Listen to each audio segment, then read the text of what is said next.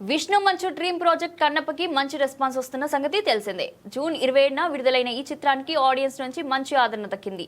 Devotional block buster గా ఈ చిత్రం ఇప్పటికే సక్సెస్ఫుల్ గా రన్ అవుతుంది.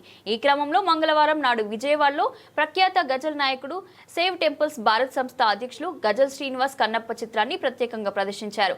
ఈ స్పెషల్ షోని డాక్టర్ ఎం మోహన్ బాబుతో పాటుగా నాగసాధువులు అఘోరాలు వీక్షించారు. అనంతరం డాక్టర్ ఎం మోహన్ బాబు మాట్లాడుతూ కన్నప్ప సినిమాను గొప్పగా ఆదరిస్తున్నారు. ప్రతి చోట కన్నప్పకి మంచి స్పందన వస్తుంది. విష్ణు నటనకు అందరూ కొనియాడుతున్నారు. ఇక ఈ రోజు ఇలా విజయవాడలో సోదరుడు గజల్ శ్రీనివాస్ నేతృత్వంలో షోను నిర్వహించారు.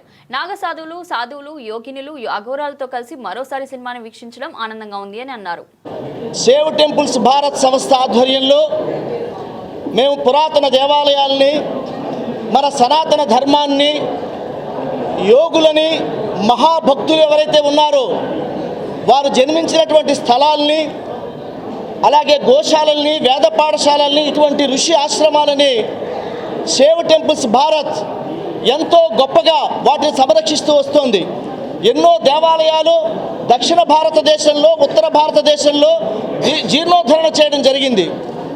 ఇటీవల కరెక్ట్గా 10 రోజుల క్రితం చాలా గొప్పగా శ్రీకాళహస్తీశ్వరుడికి కన్నులిచ్చినటువంటి కన్నప్ప యొక్క జీవితాన్ని సెల్యులాయిడ్ మీద అద్భుతంగా చిత్రీకరించారు మా అన్నగారు మంచు మోహన్ బాబు గారు నిర్మాతగా. జై శ్రీరామ్. ఆ సినిమా చూసినంతసేపు కూడా రోమాంచితం. అణువణువు కూడా. మొదటి భాగం కన్నప్పని భక్తులకు పరిచయం చేయడం, రెండవ భాగం కన్నప్పని శివుడికి పరిచయం చేసేటువంటి అద్భుతంగా హాలీవుడ్ మూవీలాగా భక్తిరస స్ఫోరకంగా ఇది భక్తి చిత్రం, సంపూర్ణమైనటువంటి భక్తి చిత్రం. మనం భక్త తుకారాము, అన్నమయ్య, రామదాసు ఎలా చూశామో ఒక మహాభక్తుడు కన్నప్ప కళ్ళిచ్చినటువంటి సినిమా. ఇందులో ప్రభాస్ గారు, అక్షయ్ కుమార్ గారు, మోహన్ లాల్ గారు, శరత్ కుమార్ గారు, అలాగే మంచు మోహన్ బాబు గారు, విష్ణు కన్నప్పగా నటించాడు. నేను 2 సార్లు చూశాను. రజనీకాంత్ గారు, ప్రభుదేవ, భాగ్యరాజ, మేమందరం కలిసి చెన్నైలో చూస్తే సినిమా అదృష్టంగా భావిస్తున్నాను. సినిమా తీయడం, కన్నప్ప సినిమా తీయడం ఒక ఎత్తు అయితే, ఇంతమంది మేధస్సు, దేశం బాగుండాలని అనుక్షణం కోరుకునే మహానుభావులు వీళ్ళందరూ.